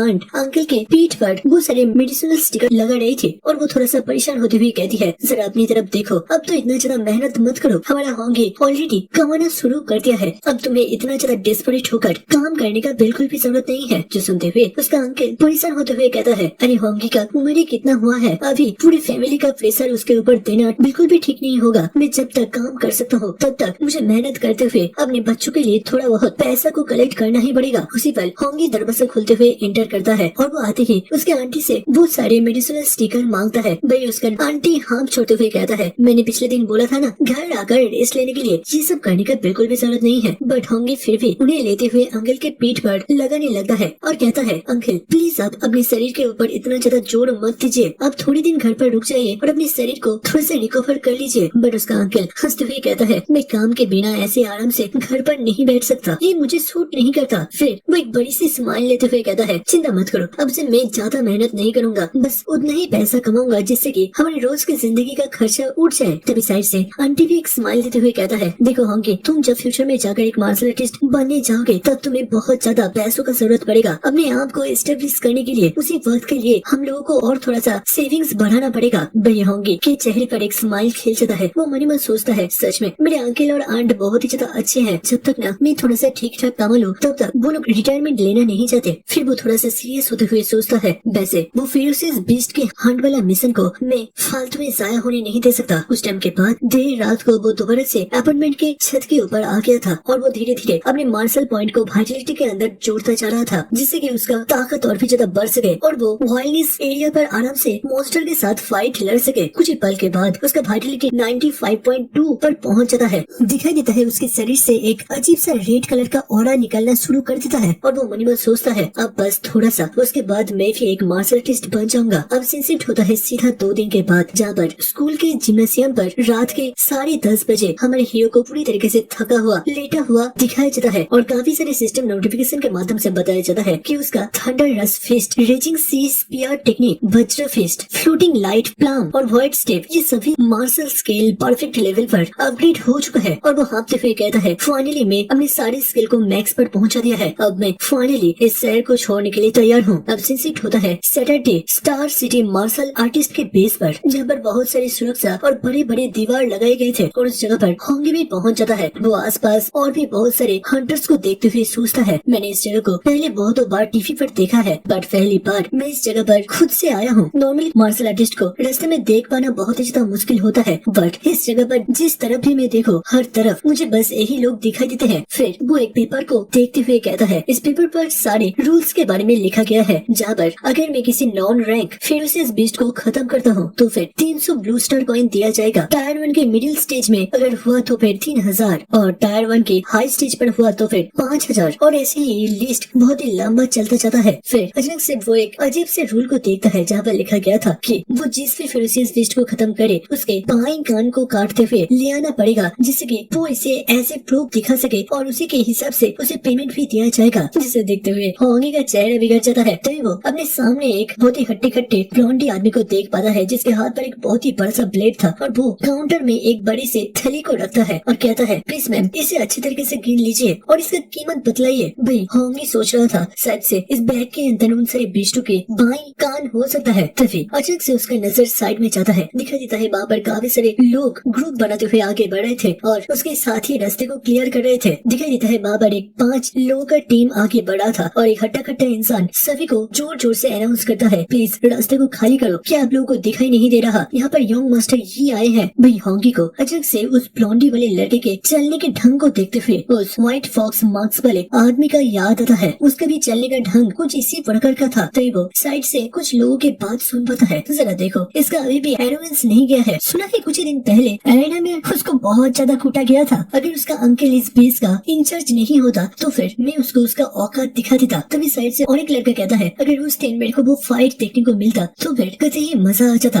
होंगे इन सभी के बात को सुनता है और दोबारा से उस ब्लॉन्डी वाले को देखता है। भाई वो ब्लॉन्डी वाला भी जैसे कि हमारे होंगे को पहचान लिया था और वो बस उसकी तरफ एक स्माइल देता है, बट होंगे बिल्कुल कोल्ड था। फिर वो दूसरी तरफ जाते हुए सोचता है, लगता है इस जगह पर बस फेरोसियस बीस्ट नहीं बल्कि लोगों से भी मेरे को सावधान रहना पड़ेगा। फिर वो जंगल के गेट के सामने आकर पहुंचता है और एक सिक्योरिटी गार्ड हैरानी से पूछता है, तो तुम अकेले हो और अकेले ही इस वाइल्डनेस जंगल को चैलेंज करने जा रहे हो? हीरो हमें जवाब देता है, और गार्ड उसे छोड़ देता है क्योंकि यहाँ पर जिसके पास भी परमिशन था उसको वो रोक नहीं सकता था। बट वो मनी मन सोचता है लगता है ये लड़का भी उन्हीं सारे एरोगेंट लोगों की तरह है जो कि अपने आप को कुछ ज्यादा ही बड़ा महान सोचता है। बट क्या ही किया जा सकता है, बहुत ही जल्द उसको अपना औकात के बारे में पता चल जाएगा। कुछ टाइम के बाद होंगी टनल को पार करते हुए जंगल में अपने पैर रखता है, फिर आसपास को देखते हुए सोचता है मैं जरूर से अपना पूरा बैग फुल कर ही लौटूंगा। तो फिर चलो अपने मिशन को जारी करते हैं। इसके साथ शिफ्ट होता है सीधा 2 घंटे के बाद, जहाँ पर होंगी का हालत खस्ती पड़ गया था। वो परेशान होते हुए कहता है यहाँ पर चल कर रहा है, मुझे अब तक एक भी बीस्ट दिखाई नहीं दिया। क्या सब के सब को ऑलरेडी सारे हंटर्स ने मिलकर खत्म कर दिया है। चलो जो भी है, लगता है मेरे को जंगल के और भी गहराइयों में जाने की जरूरत है। और वो तेजी से जंगल की तरफ दौड़ लगाता है। फिर कुछ टाइम के बाद अचानक से होंगी को कुछ दिखाई देता है। कैमरा मुड़ता है और दिखाई देता है एक व्हाइट कलर का डेमन फॉक्स होंगी के सामने आ चुका था। भाई होंगी मन में सोचता है इस बीस्ट को देखकर लग रहा है ये शायद से लेवल 1 के बिगिनर स्टेज का बीस्ट होगा, जिसका नाम नेदर मून ओल्फ है। मैंने इसका पिक्चर अब तक बस किताबों के पन्ने पर देखा था, अब फाइनली इसे मैं रियल लाइफ के अंदर भी देख रहा हूँ। उसी पल वो बीस्ट दहाड़ते हुए होंगी के ऊपर हमला करने के लिए आगे बढ़ता है। भाई होंगी के सामने जब उस मॉन्स्टर फॉक्स बीस्ट का क्लॉ पर पहुंच जाता है, उसी पल होंगी क्राउच करता है और उसके हमले को डॉज करते हुए अपने हाथ पर वज्र फिस्ट को एक्टिव करता है। उसके बाद सीधा बीस्ट के मिडिल पर एक जबरदस्त पंच को लैंड करता है, जिससे कि वो बीस्ट जोर से चीखते हुए दूर के बड़े से पेड़ में जाकर टकराता है और इसके साथ उसका काम तमाम हो जाता है। होंगी अपने हाथ को देखता है जो कि अभी भी कपकपा रहा था और वो मनी मन कहता है जितना मैंने सोचा था इस बीस्ट से फाइट करने के लिए मैं कुछ ज्यादा ही एक्साइटेड हो गया था और कुछ ज्यादा ही पावर का इस्तेमाल कर दिया। लगता है मैं अब बस अपने एक पंच के साथ ये टायर के इनिशियल फास्ट स्टेज के फेरोसियस बीस्ट को खत्म कर सकता हूँ। अब मुझे बस देखना है कि सेकंड स्टेज के बीस्ट के साथ क्या मैं लड़ भी पाता हूँ या फिर नहीं। और उसी पल उसके पीछे एक जाइंट रेजिंग ब्लैक बियर आ जाता है जो कि फास्ट टायर के सेकंड रैंक का था और वो बिल्कुल होंगी के ऊपर हमला बोल देता है। और उसी पल वहाँ पर एक जबरदस्त धमाके की तरह आवाज गूंज उठता है और उस जाइंट बियर का तो रोना निकल गया था और दिखाई देता है होंगी ने इस रेजिंग बियर को भी बहुत ही आसानी से संभाल लिया था। और फिर होंगी उस जाइंट बियर को देखते हुए मनी मन सोचता है जब तक मैं किसी सेकंड स्टेज के फेरोसियस बीस्ट को प्रोवोक नहीं करता तब तक मैं इस मिशन को बहुत ही आसानी से खत्म कर सकता हूँ। और वो इस बीस्ट के बाएं कान को काटते हुए मनी मन सोचता है चलो अभी तक मैंने ऑलरेडी 3000 तक तो कमा लिया है। तभी उसके सिस्टम से नोटिफिकेशन आता है आपके पास ऑलरेडी उतना मार्शल वैल्यू आ चुका है जिससे कि आप मार्शल आर्टिस्ट में अपना ब्रेक थ्रू कर सकते हैं। तो फिर क्या आप अभी से करना चाहते हैं? होंगी सोचता है ये भी कोई पूछने की बात है। और जब वो ये करने ही वाला था तभी अचानक से वो एक बहुत ही खतरनाक इंटेंस ऑरा को महसूस करता है जिससे कि उसके शरीर के एक एक रोंगटे कपकपा उठता है। वो अपने पीछे देखता है कहीं दूर से बहुत सारी पंछी हवा में उड़ जाता है। अब वो मन में सोचता है लगता है यहाँ पर कोई ना कोई बहुत ही ताकतवर फेरोसियस बीस्ट आ चुके हैं, जो जाकर एक बार देखते हैं ये कौन सा बीस्ट है। इसके साथ वो तेजी से आगे बढ़ता है और एक बड़ी से पत्थर के ऊपर आकर रुकता है और सामने कुछ देखकर उसके आंखें सिकुड़ जाता है। दिखाई देता है वहाँ पर एक बहुत ही विशाल सा ब्लैक जेड जायंट पाइथन था और उसी पर उन बंदों के ऊपर वो जायंट स्नेक एक बहुत ही ताकतवर हमले को लॉन्च करता है जिससे कि वो दोनों बंदे हवा में उड़ते हुए होंगी की साइड में पत्थर से जाकर एक साथ टकराता है। और तभी होंगी को दोबारा से वही खतरनाक ऑरा महसूस होता है और वो जल्दी से सामने देखता है। दिखाई देता है उस बीस्ट ने इस बार सीधा होंगी के ऊपर ही अपनी पूंछ से अटैक कर दिया था। बट होंगी बहुत ही नजदीक से एक लंबी सी जंप लेते हुए इस हमले को डॉज करता है। बट दोबारा से वो जायंट अपनी पूंछ से हमला करता है और इस बार वो होंगी के ऊपर हमला करने में सक्षम हो पाता है। और होंगी मन ही मन सोचता है सच में ये बहुत ही ज्यादा तेज है। और इसके साथ वो जमीन में टपली खाते हुए दूर जाकर गिरता है और दिखाई देता है उन दोनों बंदों में से एक बंदा अपने जान से हाथ धो बैठा था और उसका स्पीयर बिल्कुल होंगी के सामने खड़ा होकर पड़ा हुआ था। होंगी अपने मुंह के चोट को पोंछता है और फिर सामने के उस स्पीयर को उठाते हुए कहता है मुझे माफ करना बट इसे मेरे को कुछ टाइम के लिए इस्तेमाल करना ही पड़ेगा। और इसके साथ वो उस जायंट पाइथन के साथ लड़ने के लिए अपने आप को तैयार कर लेता है। और अब वो दोनों आमने सामने आ चुके थे और उसी पल वो पाइथन अपना पहला चाल चलता है और अपने बड़े से मुंह को खोलते हुए होंगी के ऊपर हमला बोल देता है। बट होंगी बहुत ही नजदीक से उसके हमले को डॉज करता है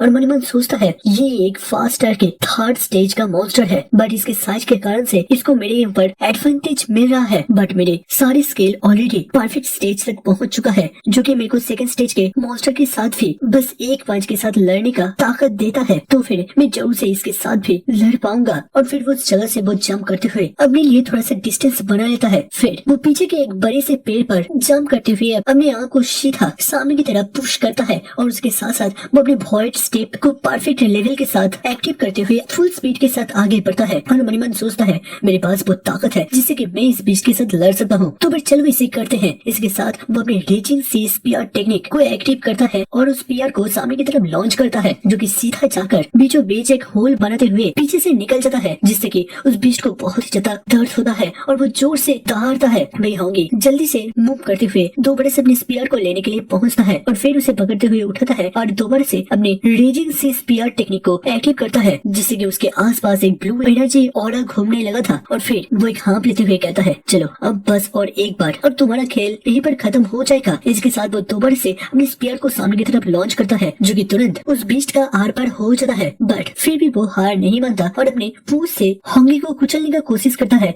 बट होंगी अपने वॉइड स्टेप का इस्तेमाल करते हुए उसके सारे अटैकों को डॉज करता है और मन ही मन सोचता है, लगता है इस बीस्ट का बहुत ही मैसिव साइज होने के कारण से इसका वाइटलिटी बहुत ही ज्यादा है, तो फिर अब मेरे पास एक ही चॉइस है, इसको ज्यादा से ज्यादा कमजोर करना और उसके बाद एक बहुत ही घातक प्रहार को लॉन्च करना। और जब वो ये सब सोच ही रहा था तभी उसके सामने उस सर्पेंट का पूंछ हमले के लिए पहुंच जाता है। बट इस पर वो इसे डॉज नहीं करता और अपने परफेक्ट लेवल का थंडर रास फिस्ट को लॉन्च करता है, जिसके प्रेशर के कारण से वो उसके हमले को रोक लेता है और उसे थोड़ा सा दूर पहुंचता है। और फिर वो मन ही मन सोचता है, मेरे को इसके ऊपर हमला करते हुए जल्दी से जल्दी इससे डिस्टेंस बनाना पड़ेगा, नहीं तो यह अपने पूंछ का इस्तेमाल करते हुए मेरे को धीरे धीरे थका देगा। और दिखाई देता है वो दोनों दोबारा से आमने सामने हो चुके थे। वो बीस्ट अब दर्द के कारण से कपकपा रहा था। वही होंगी भी हाँपते हुए कहता है, ऐसे पास जाकर हमला करना और जल्दी से दूर आ जाना ये बहुत ही ज्यादा थका देने वाला स्ट्रेटेजी है, बट सेफ्टी सबसे ज्यादा इम्पोर्टेंट है। और देखकर लग रहा है ये बीस्ट का भी हालत अभी बहुत ही ज्यादा बिगड़ चुका है और बस कुछ स्ट्राइक उसके बाद मैं इसको जरूर से ढेर कर दूंगा। तो फिर चलो इसे करते हैं। इसके साथ वो दोबारा से एक फाइटिंग स्टैंस में खड़ा हो जाता है, बट तभी उसको पीछे से किसी दूसरे का खतरनाक ऑरा का एहसास होता है और वो जल्दी से हैरान होते हुए पीछे घूमता है और दिखाई देता है वहाँ पर एक बहुत ही बड़ा सा हट्टा खट्टा आदमी अपने पंच मारते हुए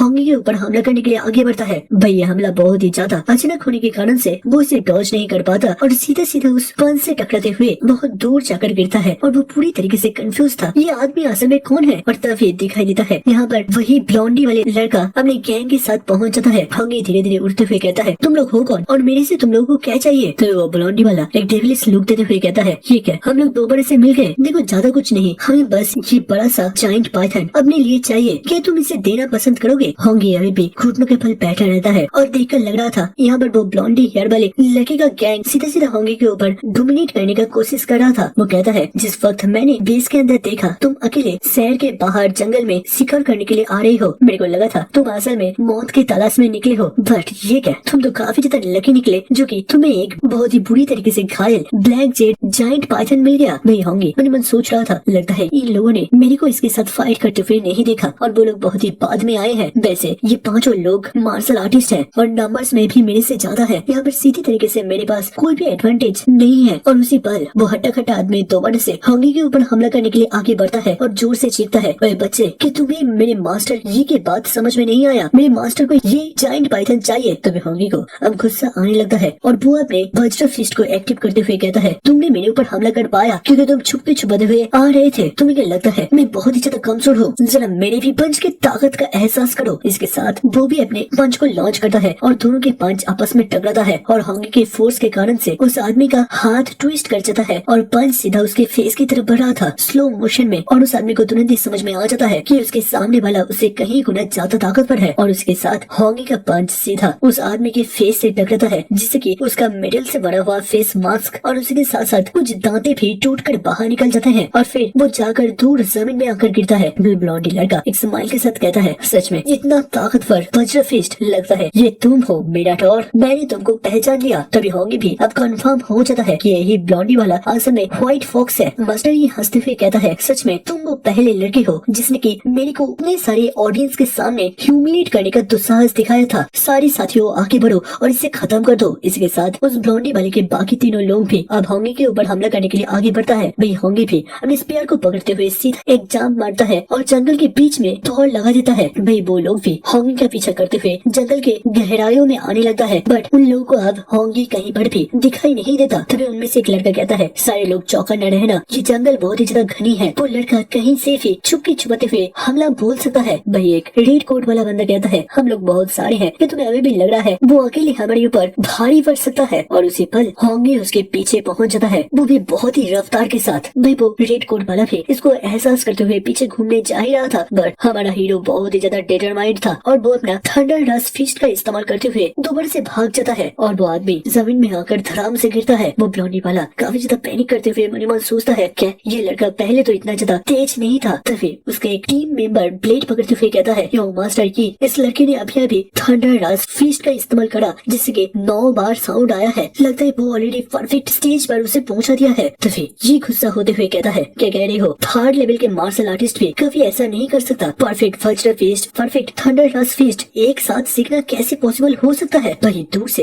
होंगे उन लोगों को छुपते हुए देख रहा था और वो मन ही मन सोचता है उस जायंट पाइथन के साथ फाइट करते हुए मेरा बहुत ज्यादा स्टेमिना और ताकत घट चुका है। नहीं तो मैं इनको आमने सामने टक्कर देता, बट अभी मेरे को स्नीक अटैक का ही इस्तेमाल करना पड़ेगा। इसके साथ वो अपने स्पीयर को सामने की तरफ लॉन्च करता है जो कि सीधा उन लोगों के साइड में आकर गिरता है। वे सारे लोग भी उसी स्पीयर की तरफ अपने अटेंशन को ले आता है, बट उसी पल होंगे उसी का फायदा लेते हुए एक दूसरे लड़के के ऊपर हमला बोल देता है और वो लड़का भी इसे डॉज नहीं कर पाता और वो होंगे का शिकार बन जाता है और दोबारा से वो जंगल के बीच गायब हो जाता है। भाई वो ब्लॉन्डी हेयर वाला और उसका अब इकलौता दोस्त काफी ज्यादा हैरान होते हुए अपने साथी की तरफ देखता है और अब उनके अंदर भी पैनिक सा फैल गया था। वो दूसरा लड़का हड़बड़ाहट में कहता है ये लड़का बहुत ही ज्यादा ताकतवर है, हमें यहाँ से भाग जाना चाहिए। बट वो ब्लॉन्डी वाला इसे इनकार करता है और एकोइंट बनते हुए कहता है क्या मैं भाग जाऊँ, वो भी इस बच्चे से, आज तो मैं इसे खत्म कर रहूंगा। और उसी पल जंगल के बीच में से उन तीनों को घेरते हुए होंगी बहुत ही तेजी से गोल गोल घूमना शुरू कर देता है और वो लोग कुछ समझ पाते होंगी दोबारा से हमला करने के लिए आगे बढ़ गया था और फिर उसको भी जमीन में पटकते हुए दोबारा से जंगल के बीच गायब हो जाता है। जिसे देखते हुए वो ब्लॉन्डी वाला अब काफी ज्यादा हैरान और परेशान हो जाता है। वो अपने दांत कसते हुए मनी मन सोचता है एक लड़का बस कुछ दिनों के अंदर इतना ज्यादा ताकतवर कैसे बन सकता है। और तभी वो ब्लॉन्डी वाले के पीछे से होंगी अपने स्पीयर को लेते हुए आगे बढ़ जाता है। भाई वो ब्लॉन्डी वाला जब पीछे घूमता है होंगी उसके सामने से गायब हो गया था और दूसरी पल वो दोबारा से होंगी को पीछे से एहसास करता है और मनी मन सोचता है तो फिर फाइनली अब ये मेरा वक्त है, तैयार हो जाओ लड़के। और इसके साथ वो अपने हाथ पर वॉइड ब्रेकिंग फिंगर नाम के एक टेक्निक को एक्टिव करता है जिससे कि उसके हाथ से बहुत ही ज्यादा ब्लू और एनर्जी रिलीज होने लगता है। भाई होंगी बहुत ही पास था और वो इस हमले से भाग नहीं सकता था, जिसके कारण से वो बस झुकते हुए इस हमले को डॉज करता है और वो बीम एनर्जी उसके कान पट्टी के साइड से गुजर जाता है। दिखाई देता है ये हमला इतना ज्यादा तेज था कि एक मोटे से पेड़ को भी बीच में से चीर देता है। और अब सीन शिफ्ट होता है कुछ टाइम के बाद जहाँ पर होंगी उस ब्लॉन्डी वाले के आसपास से घूम रहा था और वो ब्लॉन्डी वाला हर तरफ अपने वॉइड ब्रेकिंग फिंगर टेक्निक का इस्तेमाल करते हुए हर तरफ अपने लेजर बीम को छोड़ रहा था। वही होंगी सोचता है ये हमला बहुत ही ज्यादा ताकतवर है, लगता है ये स्किल कम से कम बी रैंक का होगा। वही दूसरी तरफ वो ब्लॉन्डी वाला रुकते हुए गुस्से में चीखते हुए कहता है लड़के मैंने तुम्हारे फेस को मेमोराइज कर लिया है, अगर तुम मेरे को अब थोड़ा सा भी चोट देने का हिम्मत दिखाते हो तो फिर समझ लेना मैं बाहर जाकर तुम्हारे साथ साथ तुम्हारे पूरे फैमिली को अंतिम नींद पर सुला दूंगा। अब इसे सुनते हुए होंगी काफी ज्यादा गुस्सा हो जाता है और वो मन में सोचता है क्या मेरे पूरे फैमिली को अब तुम्हें कोई नहीं बचा सकता। जिसके साथ वो अपने वॉइड स्टेप का इस्तेमाल करते हुए बहुत ही तेजी से आगे बढ़ता है। भाई वो ब्लॉन्डी वाला अब थोड़ा सा घबराते हुए कहता है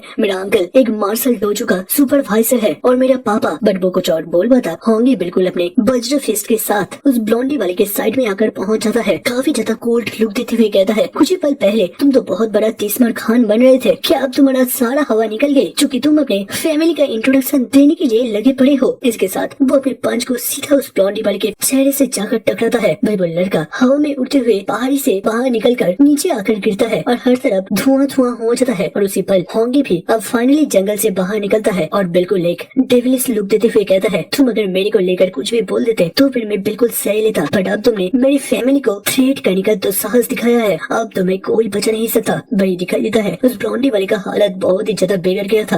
वो कतराते हुए कहता है तुम इतना ज्यादा ताकतवर कैसे हो सकते हो, ये पूरी तरीके से इम्पॉसिबल है, तुम तो अभी तक एक मार्शल आर्टिस्ट भी नहीं बने हो, तुम असल में हो कौन। और उसी पल उसके पीछे वो जायंट ब्लैक सर्पेंट भी पहुंच जाता है। भाई वो ब्लॉन्डी वाला भी उसका एहसास करते हुए जब पीछे घूमने जा ही रहा था उसी पल वो जायंट सर्पेंट अपने पूंछ का इस्तेमाल करते हुए उसको जमीन में कुचल देता है और फिर जोर से दहाड़ते हुए होंगी के ऊपर हमला करने के लिए आगे बढ़ता है। भाई होंगी भी बिल्कुल फाइटिंग पोस्टर पर खड़ा होते हुए मन में सोच रहा था क्या इसने ऑलरेडी दोबारा से अपने आप को हील करते हुए अपने स्टेमिना को भी रिकवर कर लिया है, अब मुझे क्या करना चाहिए। भाई सिंसिप्ट होता है कुछ टाइम के बाद दूसरी तरफ जहाँ पर उस ब्लॉन्डी वाले के साथ आए गए सारे लोग भी अब धीरे धीरे होश में लौट आ रहे थे और फिर इकट्ठा होते हुए आपस में बात करते हैं। सच में वो लड़का काफी ज्यादा अजीब था, क्या मास्टर ई ने उसको ऑलरेडी संभाल लिया है। तभी उनमें से एक ब्लॉन्डी वाले का नजर साइड में एक चीख की तरफ जाता है, दिखाई देता है वहाँ से होंगी बहुत ही तेजी से दौड़ते हुए आ रहा था और सभी को वहाँ से हटने के लिए कहता है। भाई वो लोग परिस्थिति से अनजान होते हुए गुस्से में कहता है फाइनली हमें वो लड़का मिल चुका है, अब तो हम उसे बिल्कुल भी नहीं छोड़ेंगे।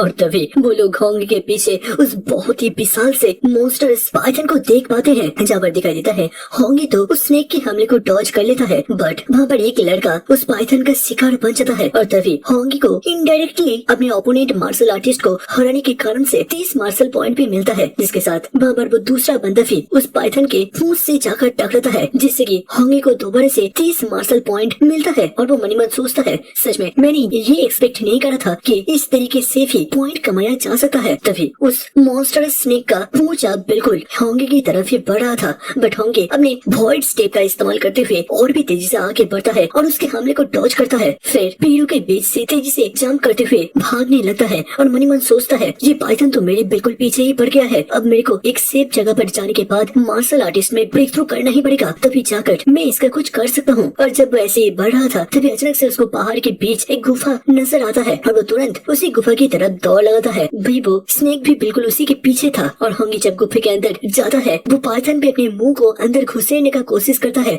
जिससे कि उस जगह पर एक जबरदस्त धमाका होता है, बट होंगी अंदर पहुंच गया था और गुफे का दरवाजा इतना भी विशाल नहीं था जो कि उस पाइथन को अंदर आने दे, बट फिर भी वो पाइथन अपने सिर को इधर उधर दहाड़ते हुए अपनी कोशिश को जारी रखता है। जबकि अंदर होंगी सिस्टम पैनल को ओपन करता है जहाँ पर उसका वाइटलिटी अब 96 पर था और उसका मार्शल वैल्यू 504 पर था और वो तेजी से वाइटलिटी पर बस 0.1 करते हुए पॉइंट्स ऐड होता है और उसके साथ साथ उसका शरीर तेजी से गर्म होना शुरू कर देता है और वो मनी मन सोचता है, मेरे शरीर के अंदर खून जैसे कि उबलना शुरू कर दिया है, जैसे कि वो किसी भी पल मेरे शरीर से एक्सप्लोड होकर निकल जाएगा। तभी एक नोटिफिकेशन आता है, उसका वाइटलिटी 100 पर पहुंच चुका है, जिसके साथ उसके पूरे शरीर से बहुत ही तेजी से एक रेड एनर्जी रिलीज होने लगता है और बताया जाता है वो अब टायर 1 के मार्शल आर्टिस्ट बन चुका है। और इस एनर्जी को महसूस करते हुए वो जाइंट पाइथन भी हैरान होता है और रुक जाता है। तभी होंगी अपने वज्र फिस्ट को बनाता है और उस पाइथन की तरफ देखता है, जबकि वो पाइथन अब धीरे धीरे अपने सिर को पीछे की तरफ बाहर निकलने का कोशिश करने लगता है, बट होंगी तेजी से आगे बढ़ता है और उसके फेस पर एक जबरदस्त पंच लैंड करता है, जिससे कि उस पहाड़ में भूकंप मच जाता है, जिसके साथ उसका सिर जैसे कि एक क्रिकेट की बॉल की तरह हवा में उछल जाता है और उस बीस्ट का तो हालत पूरी तरीके से बिगड़ गया था। भाई होंगी तेजी से हवा में बाहर निकलता है और दोबारा से अपने वज्र फिस्ट को चार्ज करता है, बट वो पाइथन भी काफी ज्यादा तेज था और वो अपने पूंछ को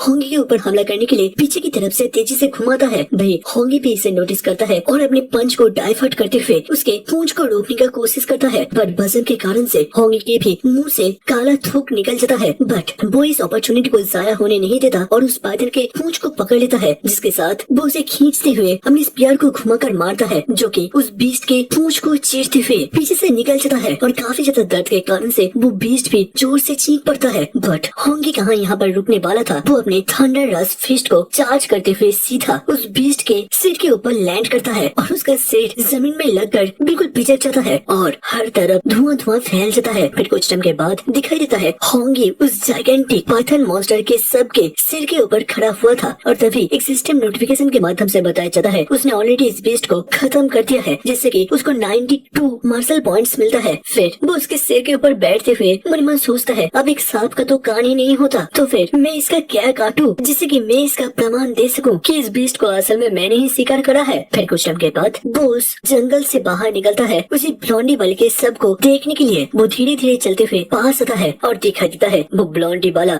बहुत ही बुरी तरीके से कुचला गया था और होंगी मनी मन सोचता है, सच में चाहे कोई कितना भी ज्यादा बुरा हो बट ऐसी मौत तो कोई भी डिजर्व नहीं करता, बट चलो हम इसमें क्या ही कर सकते हैं। जिसके साथ वो उसके बैग को चेक करने लगता है उसी बी रैंक के टेक्निक को पाने के लिए और तभी उसको उस वॉइड ब्रेकिंग फिंगर टेक्निक का मैनुअल भी मिल जाता है। फिर शिफ्ट होता है रात को और दिखाई देता है उस वैली के अंदर उस जाइगेंटिक पाइथन का सब बड़ा हुआ था, जबकि सामने के उसी गुफे के अंदर से एक हल्की सी रेड रोशनी बाहर निकल रही थी। दिखाई देता है गुफे के सामने के हिस्से को पत्थर से बंद कर दिया गया था और अंदर होंगी बैठकर उसी ट्रेनिंग मैनुअल को समझने का कोशिश कर रहा था। वो मनी मन कहता है, मैंने ऑलरेडी इस बुक को पूरी तरीके से पढ़कर समझ लिया है, अब बस मुझे अपने सिस्टम का इस्तेमाल करते हुए इसको तेजी से सीखना है और उसे मास्टर करना है। तुरंत ही वो अपने सिस्टम वर्ल्ड या फिर ड्रीम वर्ल्ड के अंदर पहुंच जाता है, जहाँ पर उसका एक क्लोन अपीयर होता है। फिर शुरू होता है उनके बीच घमासान डुएल, जहाँ पर वो एक दूसरे के साथ वॉइड ब्रेकिंग फिंगर का टक्कर लगा रहे थे और हर एक पल के साथ होंगी का प्रोग्रेस धीरे धीरे बढ़ रहा था। 51%, 63%, 77% और ऐसे ही बहुत ही तेजी से होंगी का सीखने का रेशियो बढ़ता रहता है और तभी एक बीम सीधा होंगी के क्लोन के सिर के बीच से जाता है, जिसके साथ होंगी ब्रेक थ्रू करता है बेसिक लेवल पर। तुरंत ही होंगी को होश आता है रियल वर्ल्ड के अंदर और वो एक स्माइल देते हुए उस बुक को देख रहा था और मन ही मन सोच रहा था, जरा देखो, बस इस बी रैंक के स्किल को बेसिक रैंक तक सीखने में भी मेरे को इतना ज्यादा मेहनत करने की जरूरत पड़ा। सच में ये अपने रैंक के हकदार है। अब बारी है रियल वर्ल्ड के अंदर मॉन्स्टर से फाइट करते हुए टेस्ट करने का। फिर सीन सीधा शिफ्ट होता है 3 दिन के बाद, जहाँ पर एक बहुत बड़ा जायगेंटिक बियर अपने एक बहुत ही ताकतवर पो अटैक को जमीन में करता है, जिससे कि सामने के एक पेड़ के चीथड़े उड़ जाते हैं और उसी पल होंगी सामने से अपने वॉइड ब्रेकिंग फिंगर बीम का इस्तेमाल करता है और उस बीस्ट को बस एक ही शॉट के साथ मौत की नींद सुला देता है। फिर वो खुश होते हुए अपने हाथ को देखते हुए कहता है, फाइनली मैं इस स्किल को परफेक्ट रिलम तक सीख लिया है। और एक सिस्टम नोटिफिकेशन के माध्यम से भी हमें ये चीज बताया जाता है, जिसके साथ होंगी फैसला करता है बेस में वापस से लौट जाने का। सीन शिफ्ट होता है कुछ टाइम के बाद मार्शल आर्टिस्ट के बेस के अंदर, जहाँ पर एक टीम आकर बहुत सारे शावनों को काउंटर में जमा करता है और बताया जाता है इस ग्रुप का नाम थंडर स्कॉट है और अनाउंस करते हुए बताया जाता है इसमें टोटल 2,30,000 पॉइंट्स मिलने वाले हैं। सच में थंडर स्कॉट के लोग तारीफ के हकदार है। आसपास के लोग भी उनकी तारीफों के पुल बांधने लगते हैं। उनमें से लोगों का मानना था अगर वो लोग कुछ महीनों तक भी जंगल के अंदर मॉन्स्टर का शिकार कर ले, फिर भी इतना पॉइंट्स तो वो लोग बिल्कुल भी नहीं कमा पाएंगे। तभी एक दूसरे काउंटर पर अचानक से हल्ला मच जाता है। लोग बात करते हैं, ठीक है, यहाँ पर सारे के सारे टायर 1 के फेरोसियस बीस्ट हैं और यहाँ तक कि कुछ तो हायर स्टेज के भी हैं। और दिखाई देता है ये असल में हमारे होंगी के पैक के बारे में बात करना चाह रहा था। काउंटर का लड़की सारे मेटेरियल को देखते हुए कहता है यहाँ पर टोटल में 72 टायर 1 के इनिशियल स्टेज के, जबकि 83 मिडिल स्टेज के और 17 हार्ड स्टेज के मटेरियल है, जिसके साथ उसे 4,06,000 ब्लू स्टार कॉइन दिया जाता है। जो सुनते हुए आसपास के लोग तो पूरी तरीके से हक्का बक्का हो गए थे। वही होंगे मन में सोच रहा था, लगता है मैं कुछ ज्यादा ही एक्साइटमेंट में बढ़ गया था, मुझे थोड़ा सा अपनी प्रोफाइल को लो रखना चाहिए था। तभी अचानक से साइड के एक बहुत ही विशाल से ऑफिशियल बिल्डिंग के नीचे धमाका होता है और सारे लोगों का नजर अचानक से उसी तरफ चला जाता है। वहाँ पर सारे लोग पूरी तरीके से हैरान हो गए थे। वहाँ पर बात छिड़ जाता है कि यहाँ पर कोई हमला हुआ है, बट इस जगह पर तो बहुत सारे हाई लेवल के मार्शल आर्टिस्ट है, ऐसा करने का हिम्मत कोई कैसे दिखा सकता है। तभी दिखाई देता है वहाँ पर एक आदमी बहुत ही ज्यादा गुस्सा होते हुए उसी टूटी हुई दीवार के अंदर से बाहर निकलता है और वो गुस्से में कहता है बेस के दरवाजा और हर एक जगह को घेर लिया जाए, यहाँ से कोई भी बाहर निकलना नहीं चाहिए। और बताया जाता है ये है इस बेस का इंचार्ज ये कोई, जो कि उसी ब्लॉन्डी वाले ये फैंग का अंकल है और इसके साथ आसपास के सारे बॉडीगार्ड हामी भरता है। तभी एक दूसरे बेस का ऑफिसर आते हुए कहता है सुपरवाइजर ये यहाँ पर आपका क्यों आना हुआ। तभी वो आदमी काफी ज्यादा गुस्सा होते हुए कहता है मेरे भतीजे और उसके 4 टीम मेंबर को जंगल के बीच मुर्दा पाया गया है। सारे लोग पूरी तरीके से हैरान होते हुए फिसफिसाते हुए बात करता है, क्या सच में ये फैंग का पता कर चुका है? वैसे कौन होगा जिसे कि 5 लोगों के टीम को पूरी तरीके से वाइप आउट कर दिया। मैं कुछ लोगों का मानना था कि ये फैंग ने बहुतों बार उन लोगों को लूटा है जिससे वो लोग हमेशा उसके मौत का कामना करते थे। कुछ लोगों का मानना था अगर ये फैंग का आइडेंटिटी उतना कुछ खास नहीं होता तो फिर बहुत टाइम पहले ही वो लोग उसे खत्म करते थे। जो भी हुआ है अच्छा ही हुआ है। तभी वो ये फैंग का अंकल अनाउंस करते हुए कहता है उस जगह से एक बी रैंक के मार्शल आर्ट का स्किल भी गायब है, तो फिर अब यहाँ पर हर किसी को अच्छी तरीके से चेक करा जाएगा और उसी के बाद उसको इस बेस से जाने का परमिशन मिलेगा। मैं दूसरी तरफ होंगी मन मन सोच रहा था यहाँ पर बहुत सारे सिक्योरिटी के लोग आ चुके हैं, लगता है अब तो मैं यहाँ से बिल्कुल भी भाग कर नहीं निकल सकता। वैसे उन लोगों को मैंने नहीं बल्कि उस मॉन्स्टर पाइथन ने खत्म करा था, तो फिर ये लोग सीधी तरीके से तो मुझे ट्रैक नहीं कर सकते। तभी अचानक से वो देखता है उस इंचार्ज के पास उसी काउंटर का पर्पल कोट वाली लड़की आकर कुछ फिसफिसाते हुए कहती है। तभी वो आदमी सीधा होंगी की तरफ देखता है। वही होंगी भी इस चीज को नोटिस करते हुए मन ही मन सोचता है क्या अब ये लोग मेरे को टारगेट करने वाले हैं। अचानक से होंगी के पास से सारे लोग हट जाते हैं और वो बॉस अपने सारे लोगों के साथ होंगी की तरफ बढ़ता है। फिर वो एक इविल लुक देते हुए कहता है तो लड़के, मैंने सुना है तुमने बहुत सारी फेरोसियस बीस्ट को अकेले अपने दम पर खत्म करा है, जिससे कि तुम्हें करीबन 4 लाख कॉइन्स भी मिलने वाला है। लगता है तुम्हारे स्किल्स काफी ज्यादा अच्छे होंगे और इसके साथ ये कहानी दोबारा से अपडेटेड हो चुका है। तो फिर क्या लगता है क्या होंगी इस सिचुएशन से ठीक तरीके से बाहर निकल पाएगा या फिर वो अब ये फैंग के फैमिली के द्वारा टारगेट बना लिया जाएगा? नेक्स्ट बार देखना काफी ज्यादा इंटरेस्टिंग होगा।